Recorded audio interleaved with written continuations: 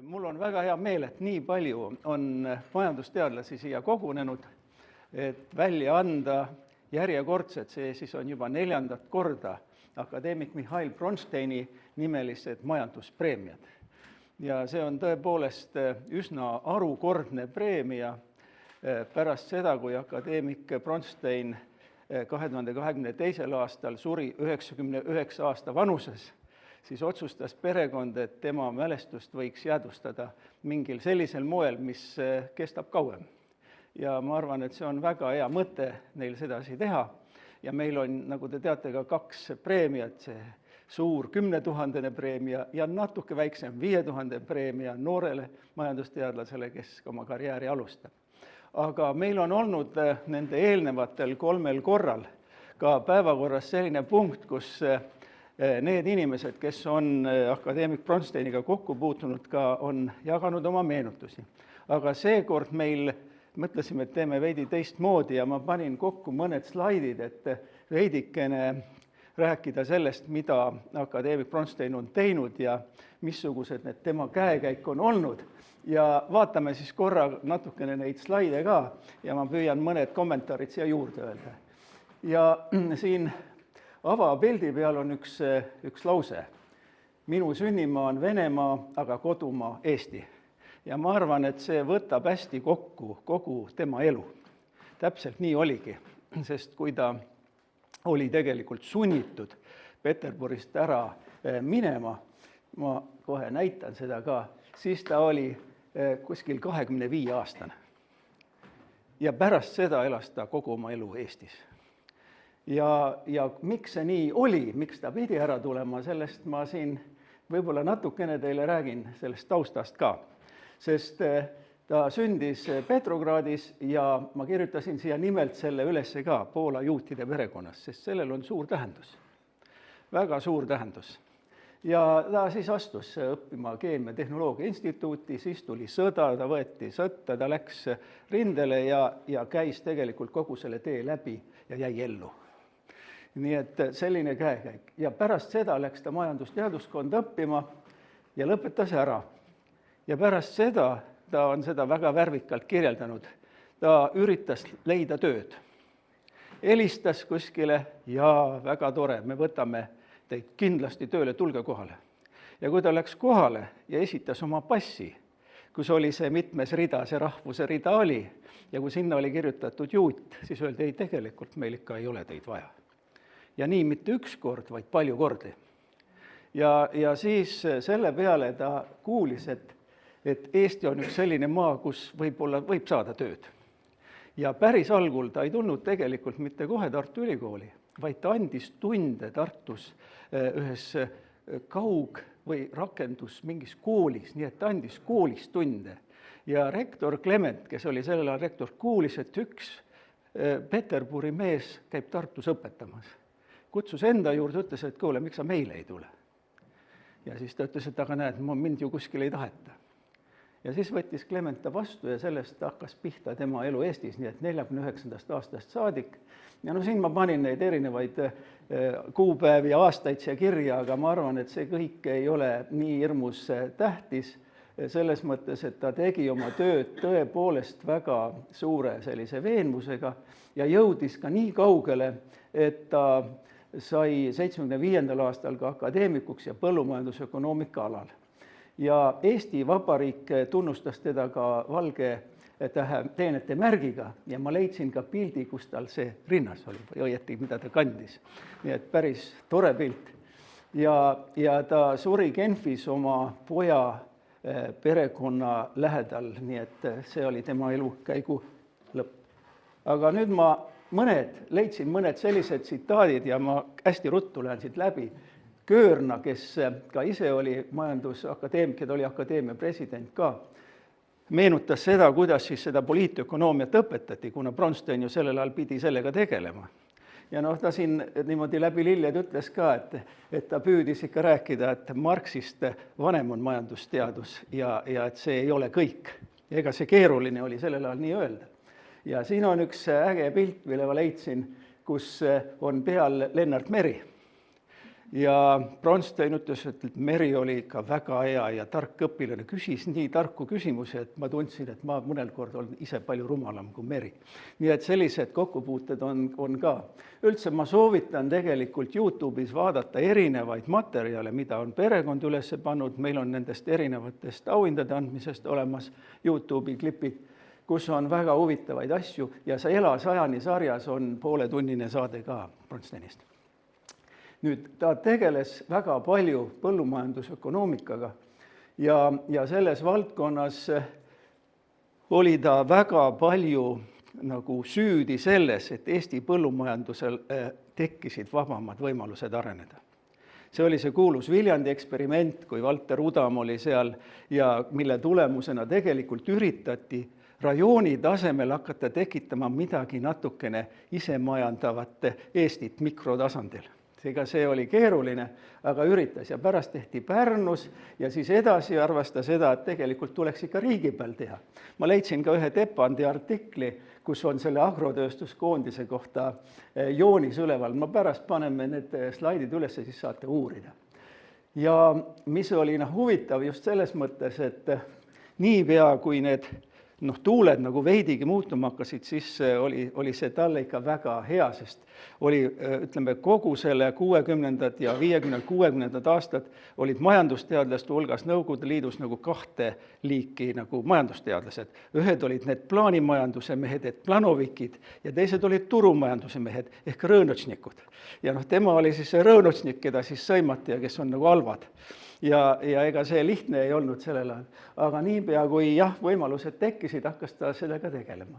Ja vaadake, siin on väga äge, mida ta tegi rahvasaadikute kongressil 89. aastal.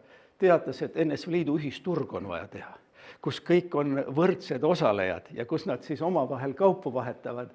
Ja see oli selline üritus, mis kestis ju 2 või peaaegu 3 aastat, kus käis koos üle terve NSV Liidu see rahvasaadikute seltskond. Ja seal selliseid mõtteid rääkida oli ikka päris uus nagu tase.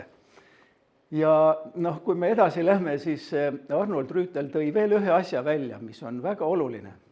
Et 91. aastal, kui meil oli see küsimus, et kes hääletab Eesti iseseisvuse poolt, siis tema pöördus vene inimeste poole, hääletage Eesti iseseisvuse poolt, see on teile kasulik. Ja see on teile vajalik. Ja selles mõttes oli ta väga julge ja siin on ka selge, mida siin Siim Kallas on öelnud, et ega ta oli selline kuju, kes ei olnud selline, et tahab väga kõigile meeldida.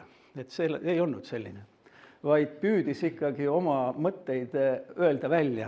Kui te vaatate veel YouTube'is, siis te näete ka neid kohti, kus ta Gorbatšovi hakkab õpetama, kuidas ikka tegelikult tuleb teha. Nii et need on isegi dokumentaalkaadrid olemas selle kohta. Ja mis on nüüd väga oluline ka, ja ka selle perekonnaga seoses, on see, et ta oli oma juurte üle väga uhke. Ja kogu selle aja tegelikult käis see seltskond koos, ega Tartus ei olnud Bronsteini perekond ainukene juudi perekond. Lotmani teavad kõik, Larissa Volperti teavad, Reifmanni ja Stolovitš, Rem Blum, ma võin neid veel lugeda, kes kõik olid väga väljapaistvad isiksused ja jätsid oma suure sellise panuse Eesti kultuuri. Nii et see oli selline suur kogukond. Aga siin on nüüd midagi sellist, mis on tehtud tegelikult väga suures osas Bronsteini perekonna toel. Ja see on sünagoog Tallinnas, mis 44. aastal lasti puruks täielikult, Maakri tänava sünagoog. Ja siia ma panin paar pilti selle uksest ja sealt ühe vaate külje pealt. Ja nüüd edasi siin järgmise pildi peal on nüüd siis need, kes need selle sünagoogi toetajad on. Ja siin on nüüd Bronsteinide pere heategevusfond. Neil on selline sihtasutus, Bronsteini pere heategevusfond. Ja tema rahastab ka meie praeguseid preemiaid, see fond. Ja siin selle pildi peal on keskel on tütar Jelena. Siis on poeg Aleks ja muidugi see poeg Aleksander on see põhiline rahastaja olnud praegu kogu selle protsessi juures, aga siin on veel terve rida nende perekonna liikmeid ja see on suur perekond ja kui oli see 100 aasta sünnipäev 23. aasta jaanuaris, siis neid oli paarkümmend kohal, võib-olla isegi rohkem. ja see on nii huvitav, nad elavad üle maailma laiali, erinevates kohtades. Nii et see on see heategijate seltskond, kes on selle taga ja nüüd ma siis tuletan meelde, mis on seni toimunud ka. Ja praegu 23. aastal said meil preemia siis Anneli Kaasa ja Karsten, Karsten on siin kohal, hurraa, ja siis järgmisel aastal, 24. aastal on siin ilusti pandud veel pikkuse järjekorras ilusti. Tegelikult Merike, Jaanika ja Tairi ja Merle Küttim, näed, paljud on siin, väga tore. Ja nüüd lähme edasi. Järgmise pildi peal on Maaja, Priit ja Natalia. Ja Natalia oli siin enne siin, Priit vehib seal kaugemalt, tore. Ja siin on veel pilte siin perekonnaga ja siin on veel mõned pildid siin juures. Nii et sellega ma olen oma jutu nüüd lõpetanud. Ja siin küsimusi ma ei hakka laskma küsida, me lähme edasi. Ja nüüd meil on siis see kõige parem ja huvitavam osa. Kõigepealt ma võtlen võib-olla paar sõna üldse kokku võttes selle konkursi kohta. Sellel aastal oli meil väga pinev ja huvitav konkurss. Meil oli selles 2 kategoorias, selles esimeses kategoorias oli 7 taotlust, teises 6, nii et mõlemas oli väga palju taotlusi ja väga häid taotlusi.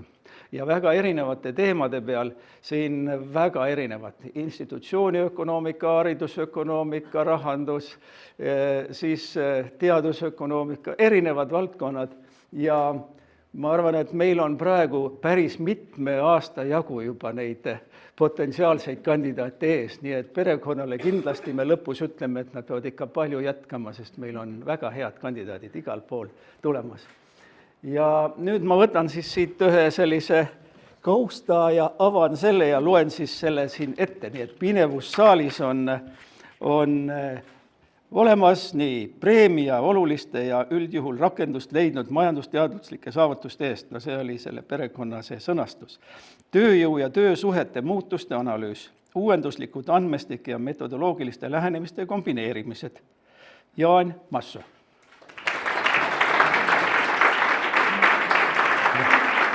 Nüüd teeme nüüd aeglaselt seda. Nii, vaatame sinna. Nii, korras. Ja me teeme nii, et hoiame pinevust üleval, sellepärast nüüd Jaan saab tutvustada oma tööd. Nii et seal on 25 minutit ja Jaan räägib meile sellest ja siis tuleb teine hund.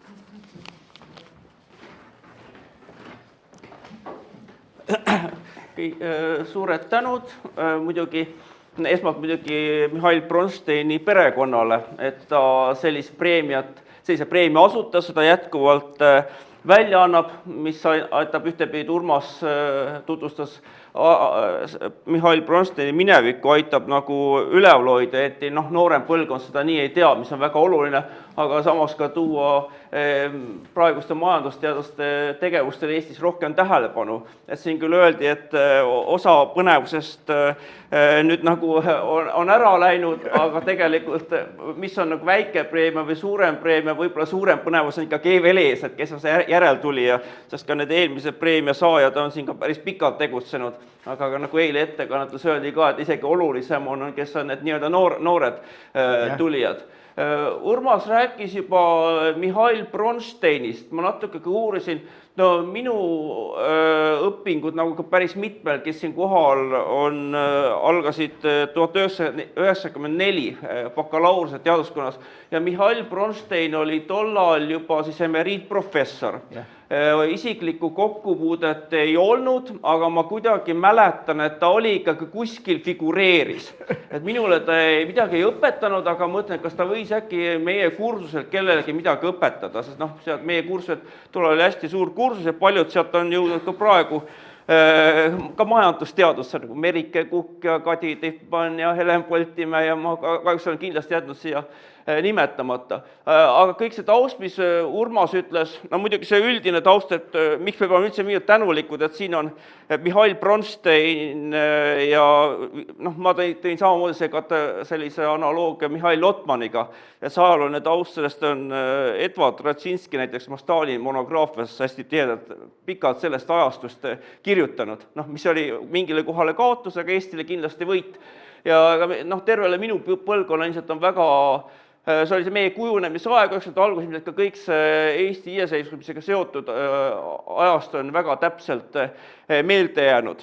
Kõiki detaile enam ei mäleta, aga lisaks kõigile isemaandele veel Eestile, Savisaarele, Mikk Titma ja Siim Kallase, kes seal juures olid ka muidugi Mihhail Bronstein, mäletame, väga oluline tegelane kõikide nende diskussioonide juures. Võib-olla alguses kõik ei julgenud kohe sellisest täielikust iseseisvusest ja turumajandusest unistada, eks need olid kõik need ideed olid natuke sellist looritatud, aga Mihhail Bronstein oli seal väga oluline tegelane. Ja Urmas näitas juba mõningaid neid õpikuid, vist üks oli see hind väärtus koostöös Herbert Metsaga, kes oli kunagi Maaülikooli majandusteooria professor. Ma mõtlen, mul isa väga hästi tundis Herbert Metsat, et siis jällegi sellised kaudsed seosed, aga otseselt Mihhail Bronsteini ei ole tundnud.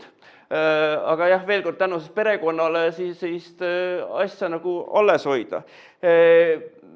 Minu selle teadustööde, see on alati see väljakutse, et sul ei ole ühte artiklit, sul on mitu artiklit, et mis on see katus ja ilmselt kõige rohkem oleme teinud siis tööturuga ja töösuhetega, ühtepidi siis, et mitte ainult individuaalsed töösuhted, aga kõik ametiühingutega ja tööandjate ühendustega seotud ja kuidas see jõuab ka välja siis poliitika kujundamiseni läbi sotsiaaldialoogi, et osad regulatsioonid ei tule ainult riigi poolt, aga siis vastavalt ka siis tööturu osapoolte, töötajate ja tööandjate esitajate kokkuleppes. Ja jällegi siin üks rõhk oli kõik selles metoodikas, me ei ole kuskil, mina või kaasautorid ei ole siin nii palju ökonomeetriat, meetodeid näiteks arendanud, aga siin on päris palju rõhutus selle andmete kombineerimisele, et ma siis näitan ka, mida me siin mõtlesime, et see, mis võiks olla kõige uuenduslikum olla, ei ole isegi mitte nendes preemiale esitatud artiklites, aga see, millest meile rääkisin, aga mis on lihtsalt on veel hetkel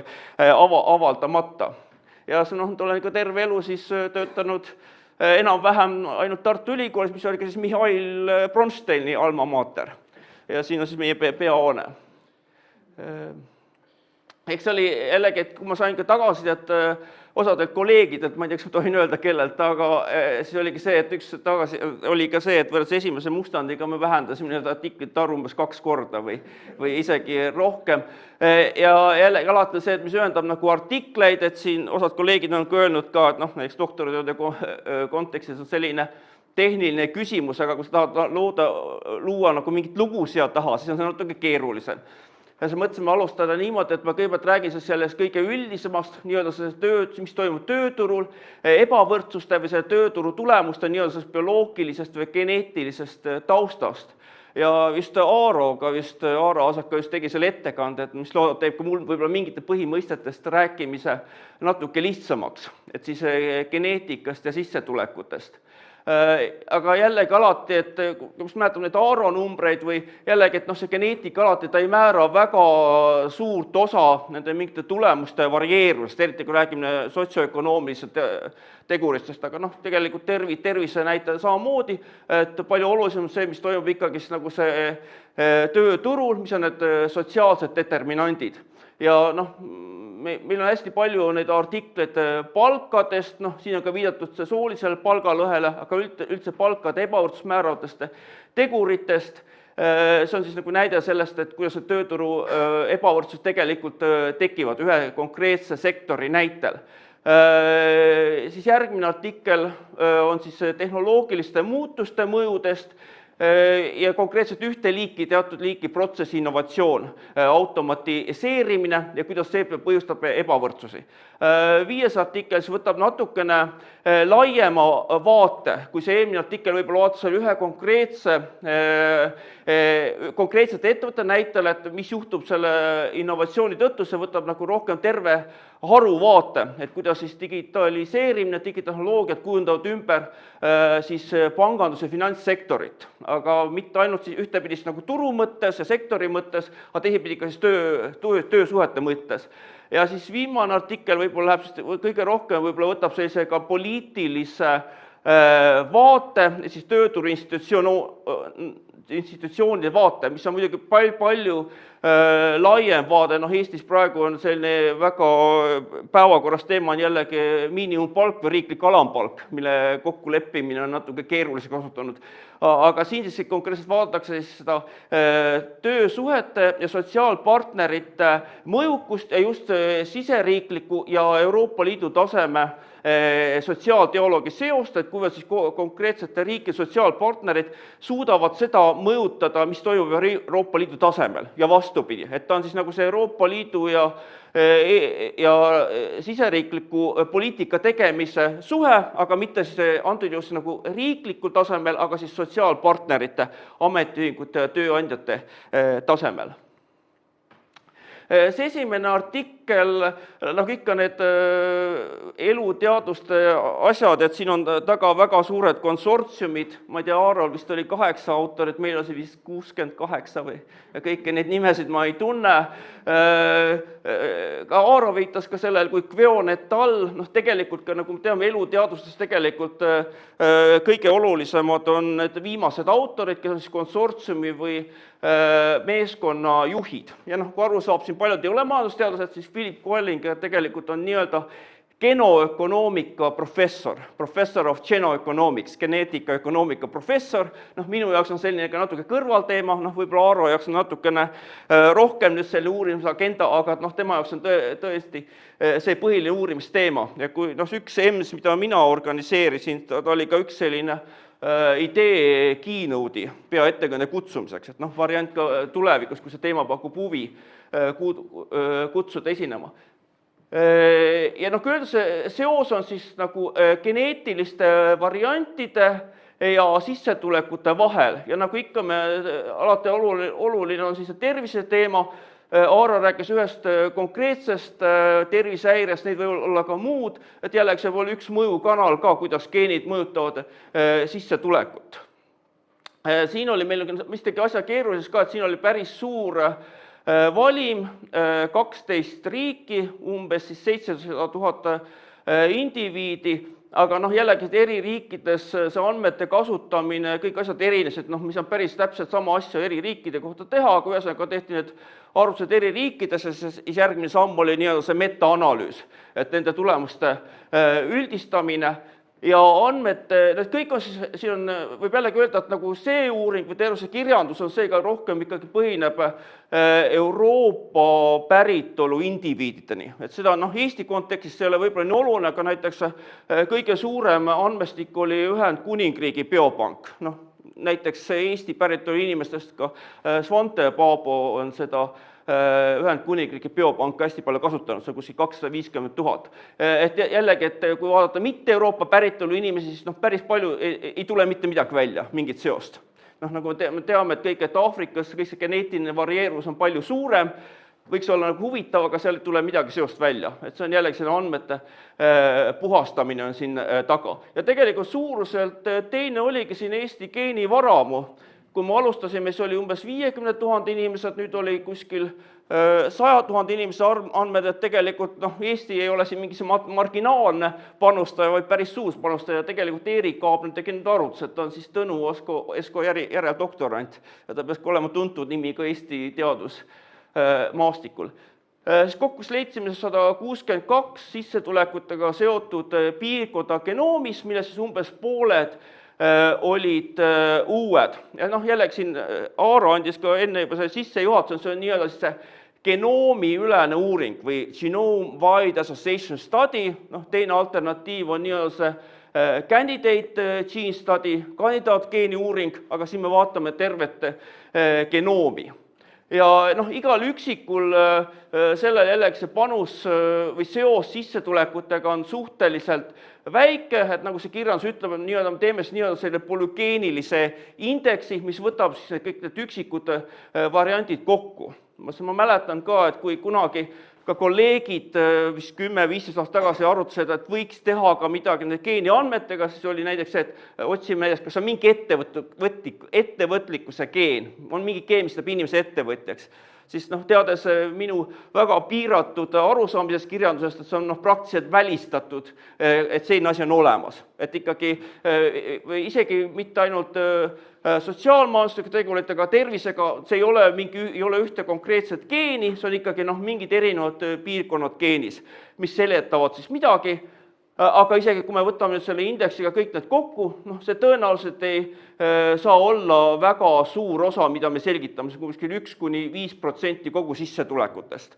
Võib-olla osad kuulasid ka Cambridge ülikoolist Erik Frenchi ettekannet, ta vist Maaja kaudu tegi meie uurimisseminari ettekanne, nemad vist leidsid seal UK Ühendkuningriigi andmetele kuni 15%, aga see tundus kuidagi natuke palju, aga jällegi see on väga kiiresti arenev kirjandus. Suur osa sellest seletab siis haridus. Tegelikult mul see legend puudu, aga see oranž oli siis sissetulekute faktor ja sinine oli siis hariduse faktor. Ja siin on siis see inkrementaalne R-ruutab, mis on see täiendav selgitus sissetulekute varieeruvusest. Ja me kasutasime erinevaid neid sissetulekute näitajaid.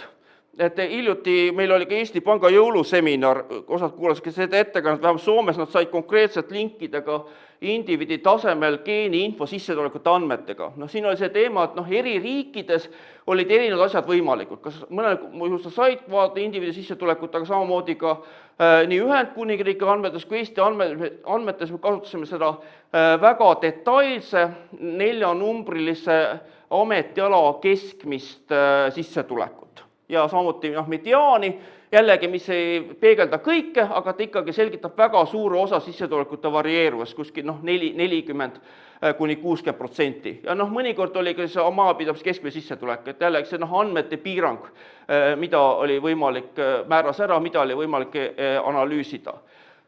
Ja nagu ikka alati suur osa sellest toimib läbi tervise, näiteks, et terviseprobleemid võivad siis piirata võimet teenida suuremat sissetulekut. Ja üks järeldus oli ka see, et pigem just hariduses need terviseprobleemid, mis on see siniosa, et pigem nad kajastuvad vähem ja rohkem tööturul. Et sõnum oli see, et võib-olla haridussüsteem on kõikide nende asjadega tervise probleemidega paremini kohanenud, kui võrrelda kui tööturg. Et siin on kasutatud biopankade andmeid, aga see on ka aina enam on muutunud ka tavalistes sotsiaalmajanduslikes andmetes ka selle geeni info lisamise. Et see viidatud Erik Frenchi artikkel, see oli ka longituudne hariduse uuring, kus siis mingi hetk võeti inimesed vereproovid ja seati siis geeni info. Või Saksamaalt on näide see German Socio-Economic Panel, kus peaks juba mingi aja juba olema see geeni info juures. Sest teine artikkel, millest vist rääkisime ka ühel EMS-il, kas võib-olla üle-eelmine aasta, mis on siis Tartu Ülikooli kolleegidega, kui see eelmine võttis võib-olla väga laia sellise lähenemise, siin on mingis mõttes jällegi äärmiselt kitsas palgalõhe akadeemias, aga siis ütleme tööturu valdkonna vast viisakas ajakirjas, me kasutasime Tartu Ülikooli administratiivsed andmeid, mis on jällegi võrreldes palju see, kuidas sotsiaalteadustes tihti need uuringud tehakse tööturus, et natukene imelik, et meil ei ole registriandmeid või meil ei ole mingit esinduslikku uuringut, see on ühe tööandja andmed. Aga jällegi see on kirjandus, kõik need artiklid selles valdkonnas on selline. Ja siia me otsime mingeid asju juurde, jällegi see veebikraabikutud publikatsioonide andmeid. Et siin üks argument oligi see, et võtta see väga kitsas sektor, akadeemiline sektor, et selleks, et saad siin töötada tulemuslikult täpsemalt mõõta, kas siis publikatsioonid, tsiteeringud, õpetamise tagasiside.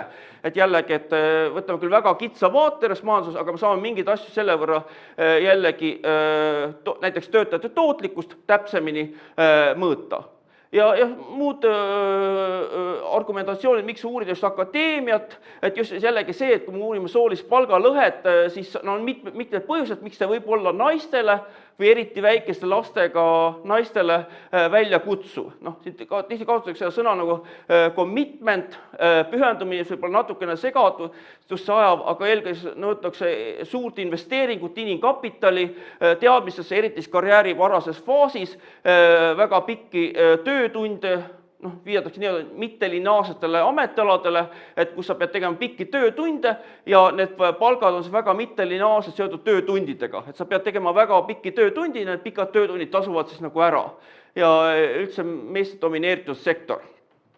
Eelkõige siis ei lähe metoodika detailidesse, aga üldiselt siis on erinevad palku mõjutavad tegurid ja kui öeldud ühe konkreetse sektori raames, saab mingeid asju nagu täpsemini mõõta, kas siis publikatsioone kui tootlikkuse mõõdikud, samamoodi õpetamise kvaliteeti, tsitaate, siis on palju rohkem detailidesse minna, kui me öelnud selle ühe slaidi peale.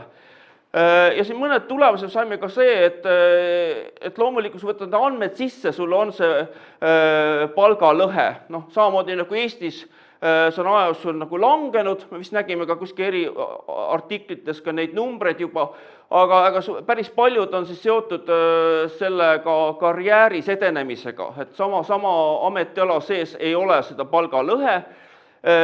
Suur teema on lapsed, see on seotud suure palgakaotuse seoses lapse saamisega, aga mis eelkõige kajastub eelkõige siis tööaja või töötundide kaotuses, mis on umbes võrdluses 2 aastaga, aga ei ole negatiivset mõju tunnipalkadele, laste saamine ei oma negatiivset mõju publikatsioonidele, tsiteeringutele, mingitele muudele tootlikkuse näitajatele. Ja see viimane sõnum on ka see, mille kohta see graafik, ja mis on seotud natuke selle töösuhete teemaga, et nii-öelda kuidas palgad on seotud siis nii-öelda selle alternatiivse palgaga, kui sa ei töötaks akadeemilises sektoris. Nii-öelda see outside option, et kui suur oleks sinu palk siis, kui sa ei töötaks akadeemilises sektoris. Ma vaatan konkreetseid ametialasid, näiteks mis on nagu näiteks majandusteaduse professorite jaoks alternatiivne töökoht väljapoole akadeemilist sektorit või mis on siis juristide jaoks need alternatiivsed töökohad väljapoole akadeemilist sektorit, näiteks advokatuuris, kohtustes ja nii edasi. Ja siin tuleb see seos nagu välja, et allpool on siis nagu see keskmised töötunnid,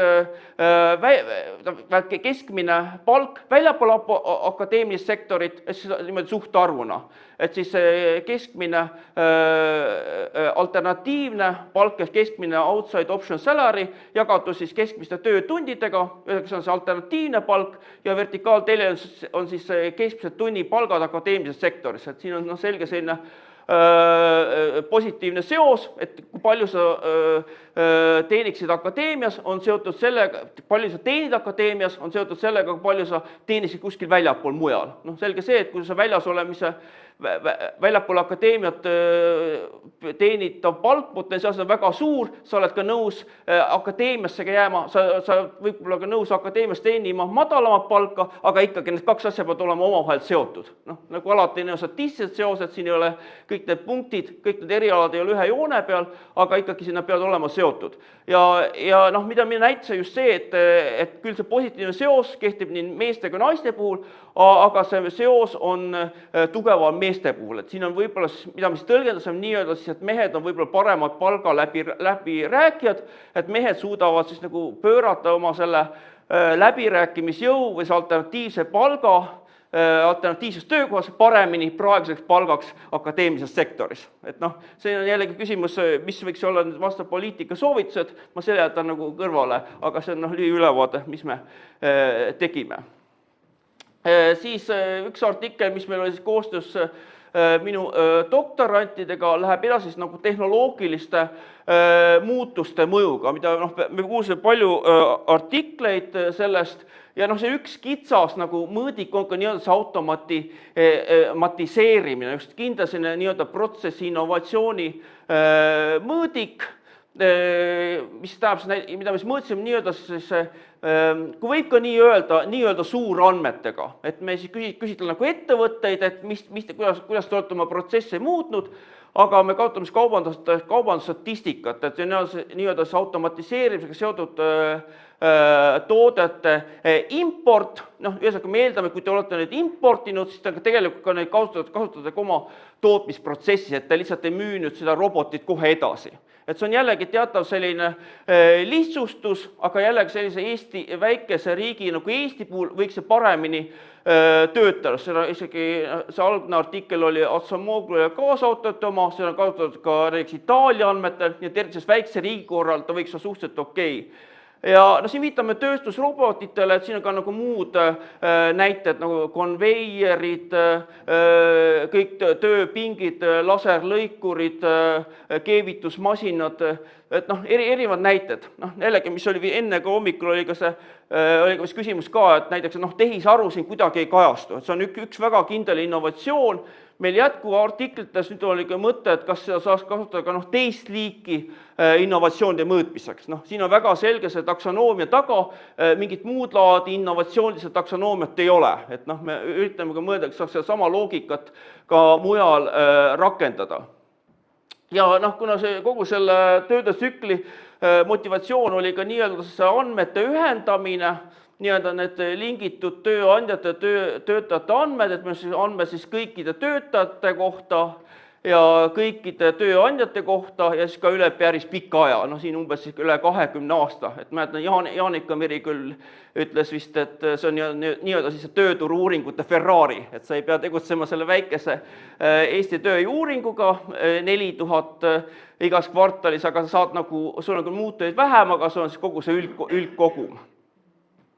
Ja põhiliselt tulemus ongi see, et jällegi Eesti tehnoloogia, me räägime ebavõrdsust, aga kindlasti on kasulik, see kasvatab palkasid, aga jällegi see, et kõik ei saa sellest tehnoloogiast ühtepidi kasu, et siin on toodud need efektid meestele ja naistele, oranž ja sinine, jällegi, et teil ei lähe tehnikasse, aga nii-öelda siis selle tõenäosusega sopitamisega, et propensity score matching, et kõik need on positiivsed, kuskil suurusjärgus 5% kuni 15% kõrgem palk, aga jällegi, et üldjuhul need mõjud meestele on positiivsem kui naised, et kõik saavad sellest kasu, aga mingid töötajate grupid saavad sellest, antud mehed saavad sellest kasu rohkem.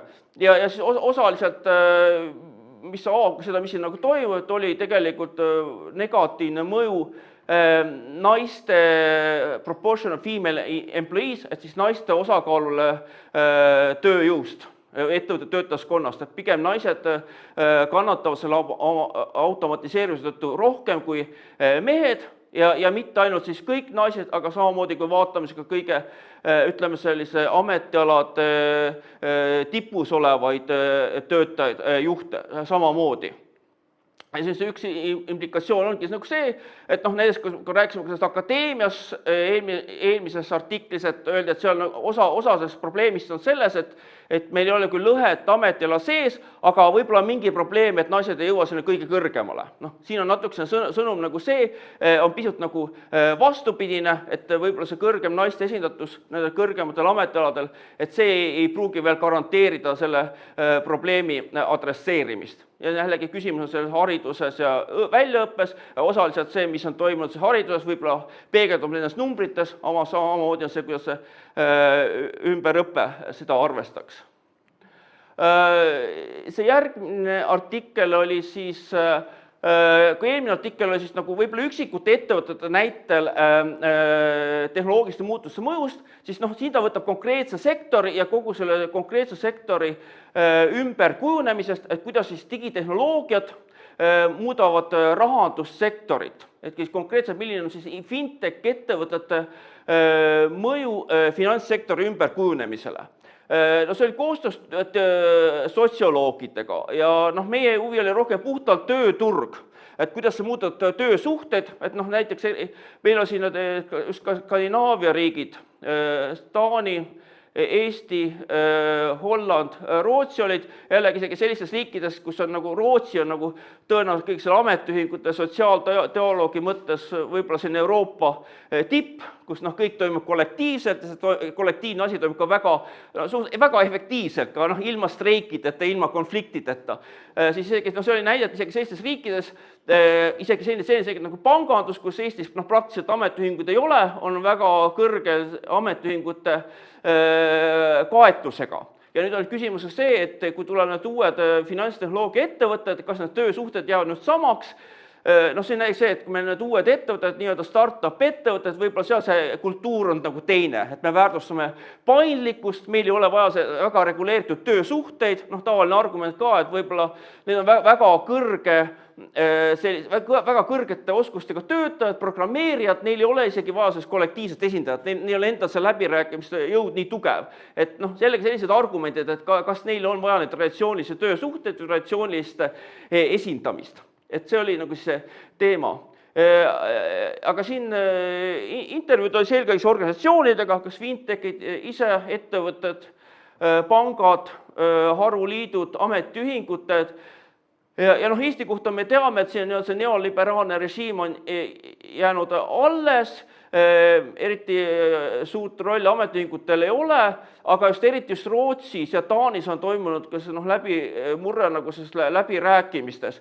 Et Taanis sõlmiti isegi kollektiivne, mitte ainult ühe ettevõtte taseme kokkuleppe ametiühingute tööandjate vahel, vaid isegi kogu see tööstusharu ülene kokkuleppe, et siin jällegi mingid erinused, nad ei olnud nii ulatuslikud, et nad ei pannud näiteks reguleerunud palkasid, ei pannud näiteks numbreid kollektiivlepingus, et see jäi natuke nõrgemaks, aga ikkagi see oli nagu võimalik. Rootsis ka toimus see, aga Rootsis toimus jällegi üksiku ettevõtte puhul. Eesti puhul me kõik teame nagu Wise'i, et kokku meil on 200 fintechi umbes, TalTechi kolleegid on seega rohkem tegelenud.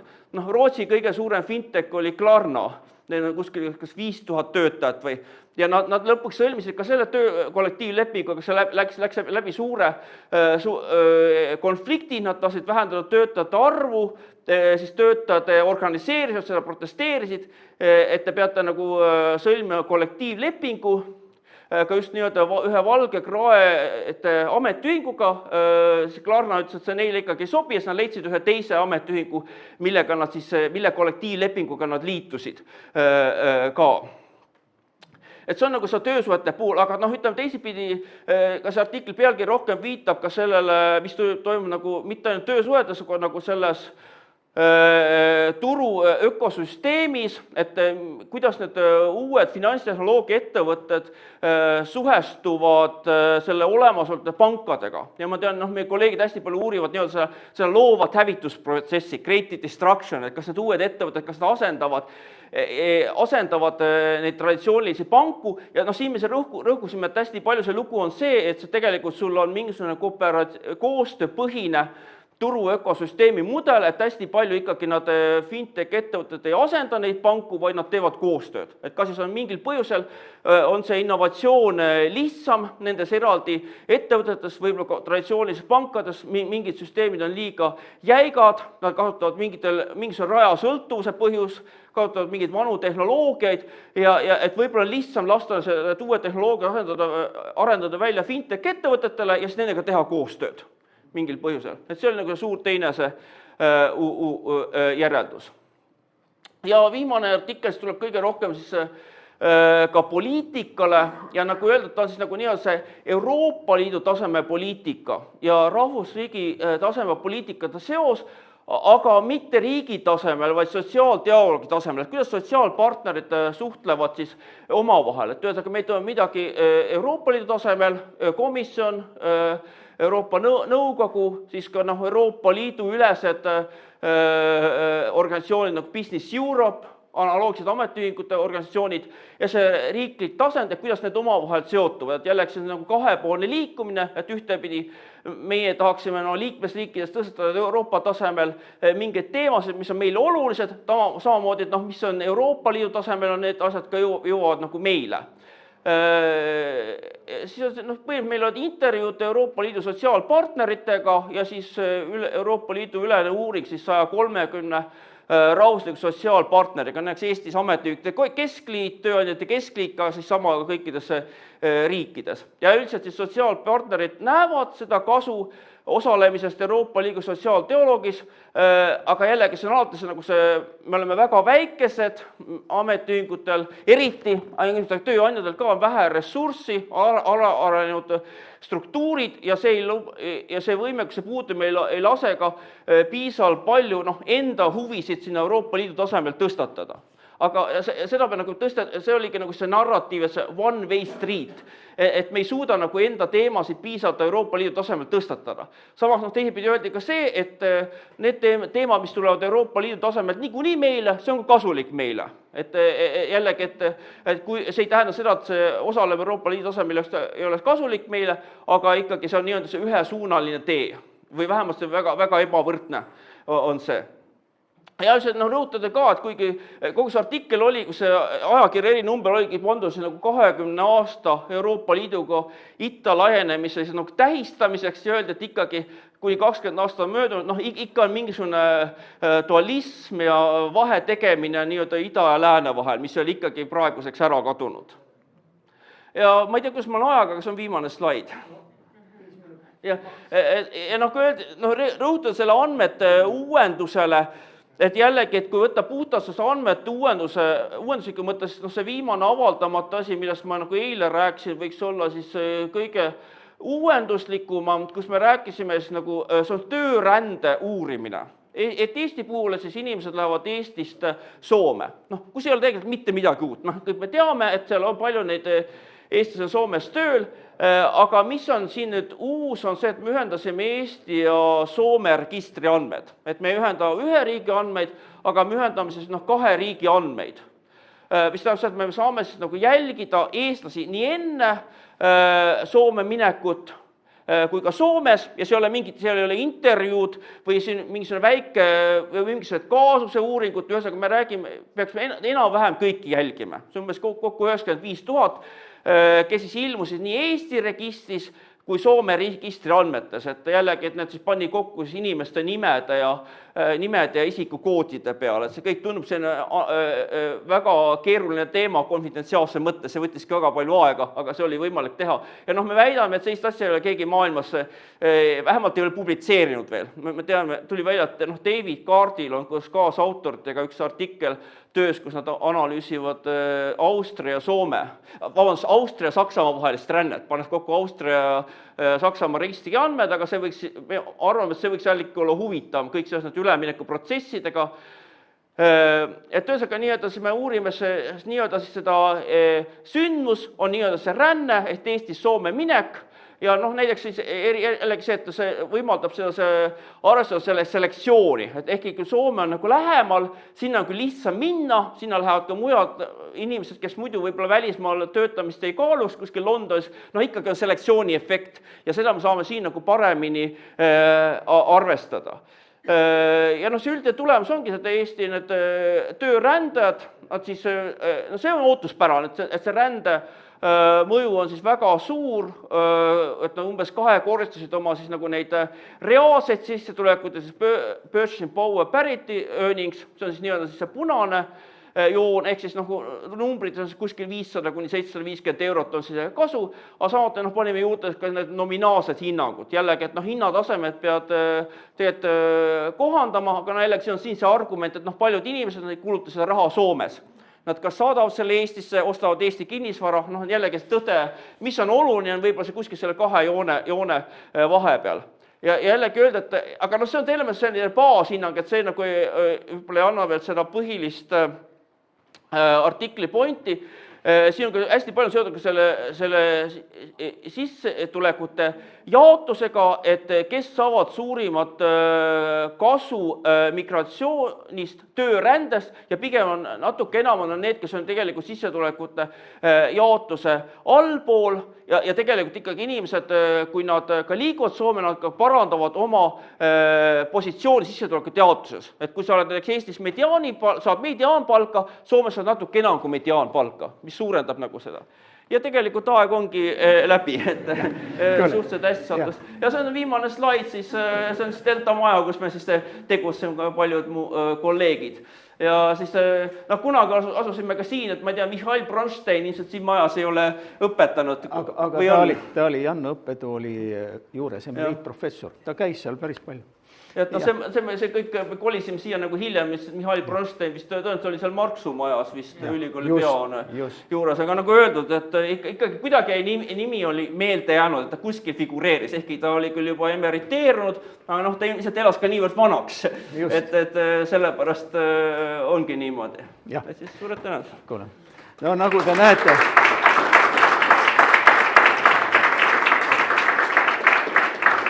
et Jaanil on nii võimsad koostöövõrgustikud, nagu te siin näete, kõikvõimalikes suundades. Aga ma nüüd vaatan kella ja mõtlen, et kas on kellelgi mingi eriti tähtis küsimus, mida te tahate küsida?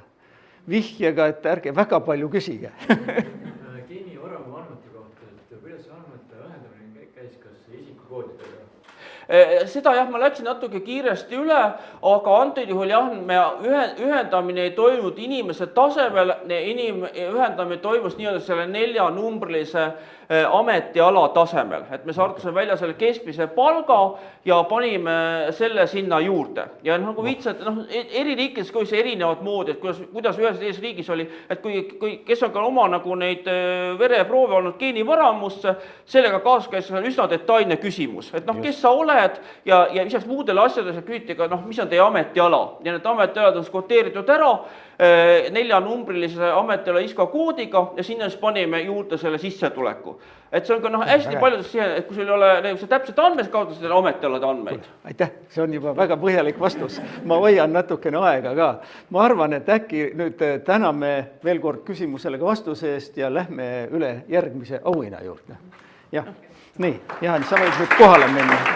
Ja nüüd ma võtan siis järgmise kaane siin ja siin on kirjutatud niimoodi. Preemia tähelepanu väärivate uuenduslike majandusteaduslike tööde, arenduslike tööde eest.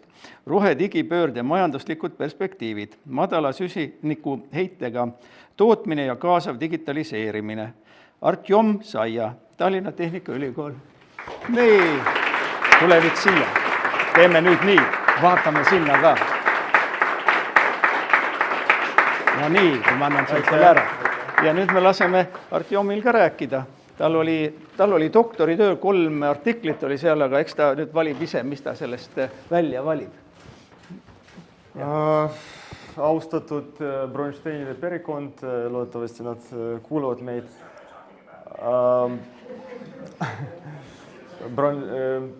Akadeemik Mihhail Bronsteini nimelised majandusteaduste preemiate selle koosoleku esimees ja liikmed, samuti Eesti Majandusteaduse Seltsi liikmed ja kuulajad.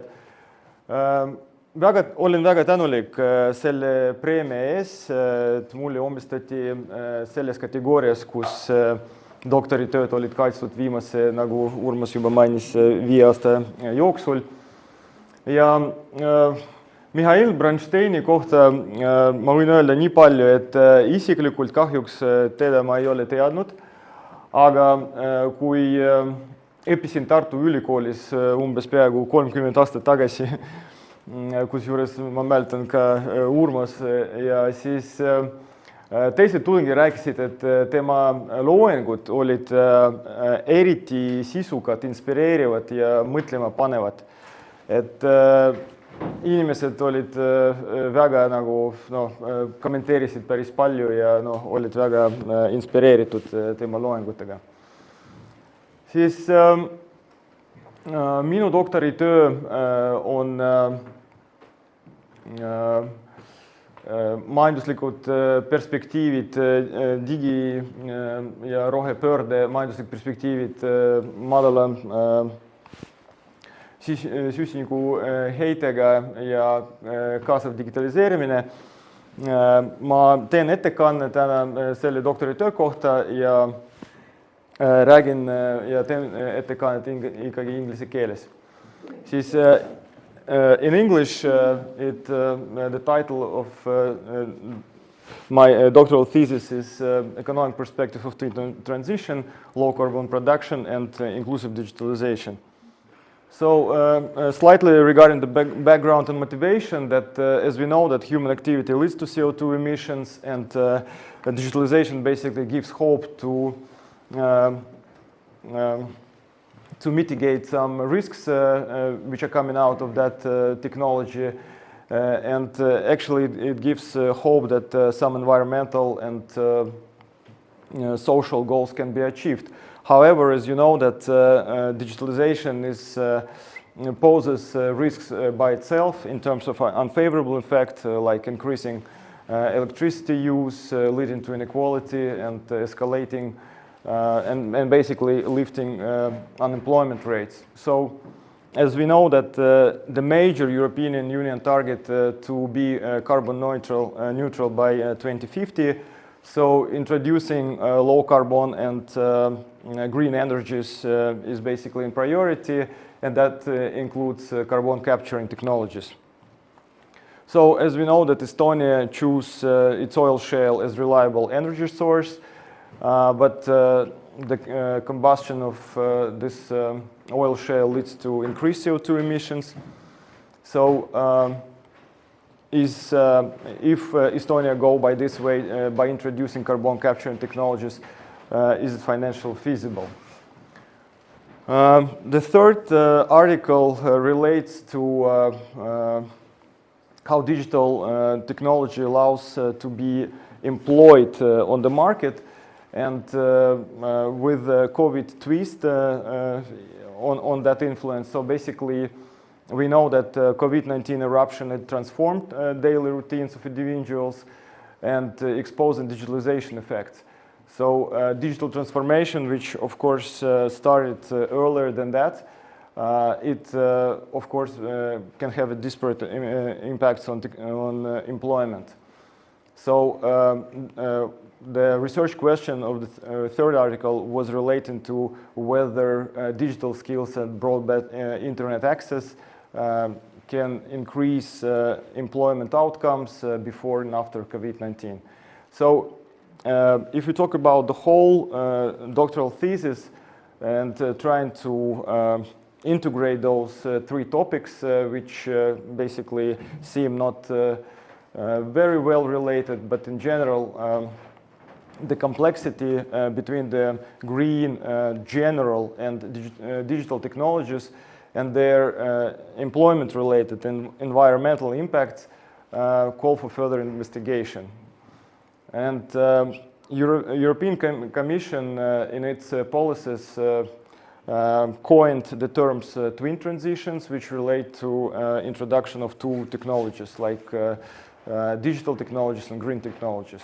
So overall, the thesis examines the green and digital transitions effects, which are moderated by overall technology development and implementation, and its impact on CO2 emissions and digital inclusion. So here is presented the framework of twin transition. So basically, all technologies, they are underpinned by these notions like green complexity, research and development, environmental Kuznets curve, and digital skills. These in turn are underpinned by these notions like path dependence, diversification, green production capabilities. But the base of all these notions is basically knowledge accumulation and information and human capital, and this gives all technologies development they give boost to development of two green technologies and digital transition related technologies that are combinedly underpinned by policies and regulations, and the idea is to promote a sustainable and green and inclusive economic development. So here's the list of publications, 3 articles. The first is a solo article, Digitalization of CO2 emissions dynamics under R&D and technology innovation regime. was published in highly reputable Technology and Society journal with high impact factor and citation score. The second article was written with colleagues from Tallinn University of Technology Energy Department and with my supervisor Aro Hazek and with Priit Sander from Tartu University. It's a techno-economic assessment of CO2 capture possibilities in Estonian oil shale power plants, and it was published in Renewable and Sustainable Energy Reviews journal with a rather high impact factor and citation score. And by the way, this article was recognized as the best research article in the field of engineering and technology. And the third article was written with my second supervisor and colleague from OECD, Digital Capacity and Employment Outcomes, based on microdata evidence from pre- and post-COVID-19 Europe. And it was published in Telematics and Informatics Journal with also quite high impact factor and citation scores. So regarding the first article, quite briefly, it's been based in terms of theoretical frameworks on these notions like environmental Kuznets curve. As we know that Kuznets curve basically is about when initial economic growth is evolving. So the countries are experiencing increase in CO2 emissions after a certain threshold, but after that threshold, the subsequent economic growth is associated with CO2 emissions decrease. So digitalization in terms of its impact, first of all, impacts electricity consumption and only after that CO2 emissions. But its effects on CO2 emissions are vague and not certain. So there are some other theoretical considerations like 3Ds of the economy, direct effects, which are basically leading to CO2 emissions increase, indirect effects, the other effect, the effect that is decreasing CO2 emissions, and opposing effects. And on top of that, it was considered pollution heaven hypothesis when developed countries outsourcing their production to developing countries. So basically, they are kind of outsourcing it with CO2 emissions. So overall, the digitalization impact on CO2 emissions must be explored further. And since we have this nonlinear aspect in nonlinear framework. So the major contribution of the paper was estimating nonlinear digitalization CO2 emission relationship as dependent on R&D output level and detecting whether the positive effects of digitalization outweigh the negative ones and recognizing the critical role of R&D output as technology patents. And this variable was tested and chosen as a transition variable in PSTR or Panel Smooth Transition econometric framework. So the main hypothesis that was tested that in low or first there were totally two R&D regimes, that in low R&D output regime digitalization entails CO2 emissions increase, but in higher it entails CO2 emissions decrease. So results and conclusions. So transition functions shifts between two regimes at 39.9 technology patents per million inhabitants. Classical environmental Kuznets curve hypothesis was supported. You can see the coefficients in nonlinear and linear parts. And for digitalization, even stronger link was confirmed, meaning that in the lower R&D regime, the coefficient was positive, meaning the increase in digitalization leads to CO2 emissions increase. But in high regime, it's negative, and meaning that it leads to CO2 emissions decrease. But the positive effect in this case outweighs the negative one, and it was detected inverted U-shaped relationship for CO2 transitioning in R&D level.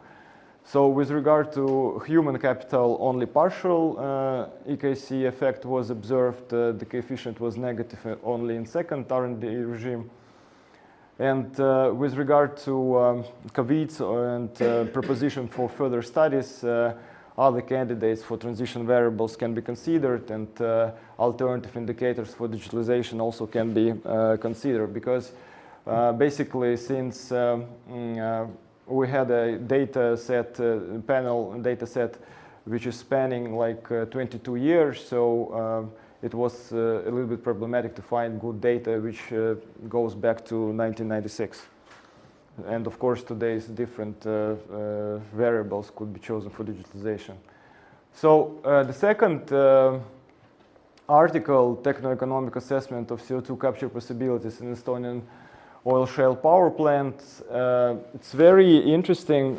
It's a comparative study, and it's very interesting in the context that we are talking about Estonian power plants here. So as we know that demand for electricity grows, and that leads to CO2 emissions increase. Some facts regarding Estonian oil shale power plants, power generation in general. The most recent ones that in 2013-2018, Estonian power plants were in top 3 of greenhouse gas emissions. In 2020, it transformed already from power exporter to power importer, so a lot of electricity is being bought.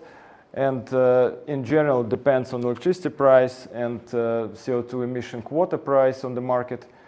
And at that time, it was quite fresh data that in 2022, after COVID, there were subsequent increase in CO2 emissions. And the whole sector represents about 37% of all emissions in the country. So in 2022 also, in 2021 also there was a global energy crisis, so it leads to high electricity prices, but not only in terms of prices, but also energy security concerns. And European Union opinion is that it's advisable, if it's possible, to implement carbon capture technologies as well. So, of course, we understand that in this setup, this decision or subsequent transition within this decision is not only technological, but also social and political. So the natural question, what was posed here, that whether this costs, whether it makes sense to implement these technologies, first of all, technically and economically. So we estimated the costs associated with integration of these technologies. And so to say, it has been hypothesized that the implementation of most feasible post-combustion and oxy-fuel combustion carbon capturing technologies by retrofitting existing oil shale power plants units is more cost efficient compared to environmental taxes and CO2 emissions allowance fees. So quickly regarding the methodology, so we were estimating the average additional cost per ton of CO2 captured in 2022-2021 euro values. In this kind of researches, a lot of differences in the literature exist when estimating those costs, and they relate to temporal, geographical, scale, technical parameters, whether we integrating these technologies in existing plants by retrofitting those, or it's a new plant. So all these factors should be considered. So in our case, the most prominent categories for costs were regarding the investments and regarding the energy needed for carbon capturing process. So in the case of investment costs, technical parameters and scale were taken into consideration, and then afterwards it was converted to capital cost as annuity with calculated discount rate. On operating costs, as carbon capturing technologies are integrated into existing power plants, so it leads to efficiency loss. So energy is needed there, and there are some additional costs like chemicals, maintenance, and labor. And they were calculated two scenarios: when carbon capturing operating at full capacity, and when carbon capturing installations are operating at 50% of capacity. And the second scenario is more realistic, because how it works in reality: when electricity is high on the market in terms of the price, and there is a need to buy cheaper electricity, then Estonian electricity is not competitive anymore. So the power plants are not working, and in this case, carbon capturing technology is also not working either. So the results in terms of technical analysis, yes, it's feasible, and there were identified two technologies like post-combustion and oxy-fuel combustion capturing. So the CO2 intensity can be reduced up to 90%, and even in some cases more. But the main drawback is the reduction of turbine net power.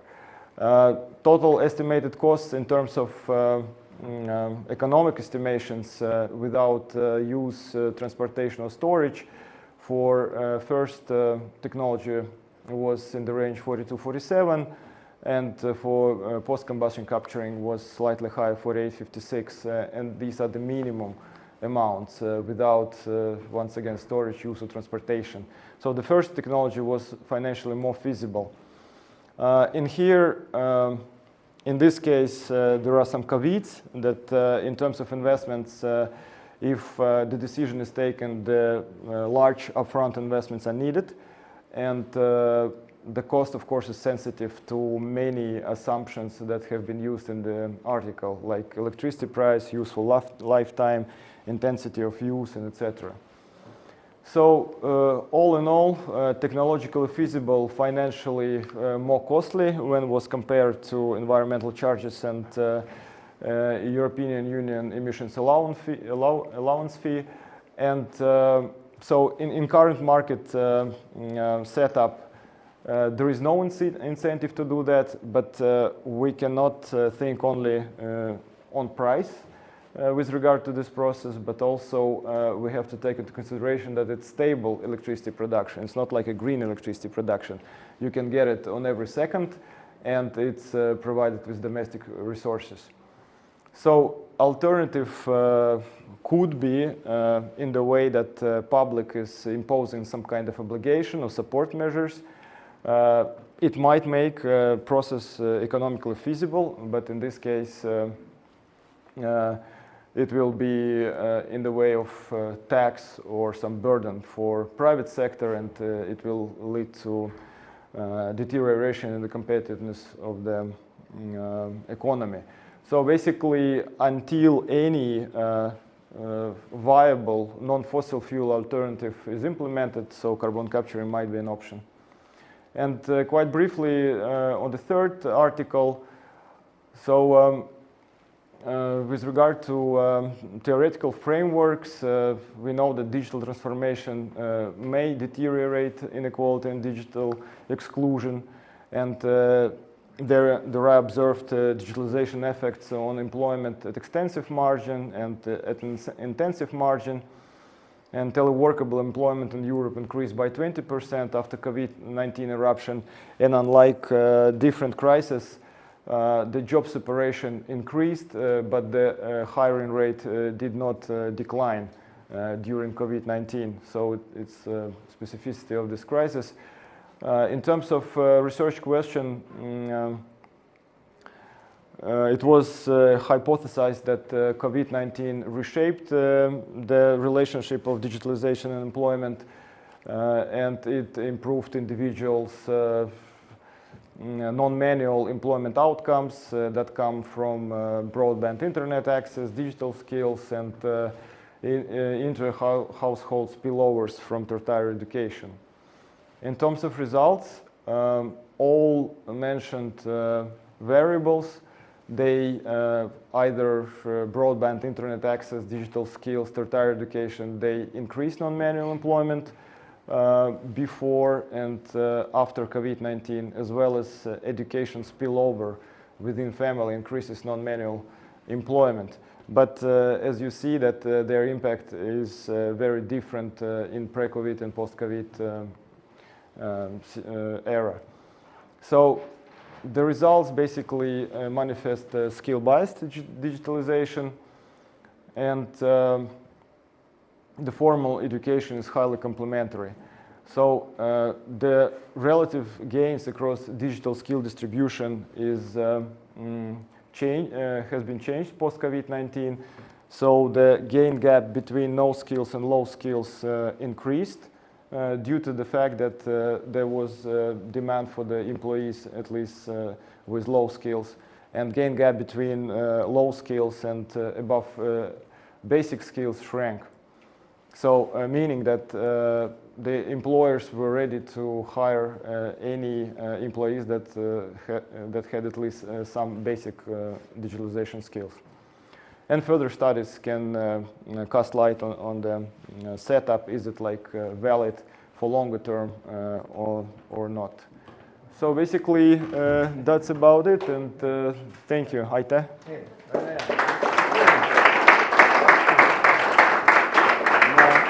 Ma vaatan saali, et kas on kellelgi selline tormiline küsimus veel, äkki keegi tahab küsida su käest midagi? Ei, kõik on nii rõõmsa näoga, et juba enam küsida ei taha.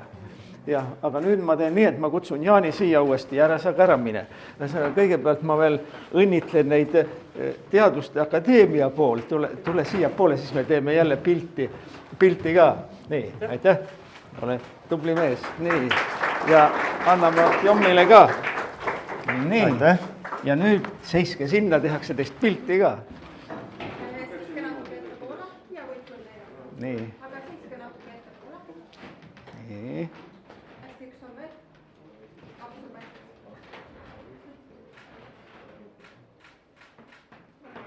Nii. Nüüd ma ütlen kõigepealt veel seda, siin saalis on ka päris mitmeid, kes ka kandideerisid. Ärge heitke meelt, proovige uuesti, sest tõesti meil oli nii kõva konkurss, et kõik ei saanud võita. Ja olid mitte nii, et olid väga nagu nõrgad ja tugevad tööd, oli palju tugevaid töid ja see valik on ilmselgelt ka alati valik. Nii et ma innustan järgmisel korral ka kandideerima. Ja siis ma tahan anda veel korra Ülole sõna. Jaa, aitäh. Majandusteaduse seltsi presidendina muidugi tahaksin ka omalt poolt tänada perekond Bronsteini selle suurepärase algatuse eest, mis juba mitu aastat on kestnud, kus tunnustatakse nii noori kui ka kogenuid majandusteadlasi ja selle preemia näol, sest tegelikult on ikkagi uskumatult vajalik alati selline täiendav tunnustus, millele kaasab ka niisugune materiaalne tugi selleks, et innustada meie majandusteadlasi. Ja nagu me ka täna siin kuulsime, siis tegelikult ega tihti, kui on hästi palju erinevaid andmeid, erinevaid ideid ja ka siis selleks, et nendest reaalselt kasu oleks, siis selleks on ikkagi vaja ka neid teadlasi, kes siis neid andmeid kasutaks ja lõpuks me saame oma otsustes ka targemate otsustada. Ja aitäh perekond Bronsteinile ja tõesti soovitan soojalt teil jätkata selle suurepärase projektiga.